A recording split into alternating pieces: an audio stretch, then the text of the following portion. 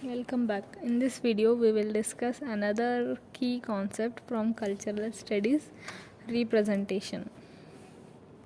Without exception, the human, cultural, and social sciences are concerned with the production and consumption of meaning and thus with the modes and media of representation in which this is articulated.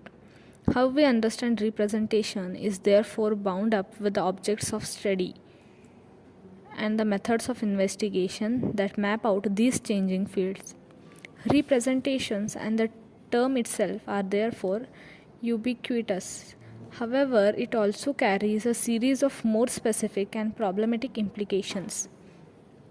First, that objects, events, processes, and such like exist in an unmediated reality prior to representation and meaning. Second, a pure and authentic meaning inheres an object prior to its being expressed, in which case representation comes to mean representation and thus to entail the likely distortion of the authentic original. And third, one form of representation, though not recognized as such, for example, direct speech, a photograph, documentary film, newscast, biography, historical record, is more true to an original than other forms of representation, or is indeed identical with it. Then, assumptions and the binary distinction they depend upon of unmediated authenticity and secondary or inauthentic representation have been critiqued most directly by destruction. If we take the force of this critique, the implication is that there is only representation or writing, only modes of signification rather than a pure original which is then represented in a secondary discursive medium. Stuart Hall identifies two of the positions outlined above as respectively the reflective approach, in which it is thought that representations reflect the true meaning as it is already exists in the world, and the intentional approach, in which it is assumed that words mean what the author intends them to mean.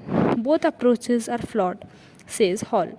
The alternative, which is an alternative also to the extreme post structuralist belief in the unreferent play of science, is a constructionist approach. Things don't mean, writes Hall. We construct meaning using representational systems, concepts, and signs. In this view, there is no relation of reflection, imitation, or one to one correspondence between signifying practices and the real world.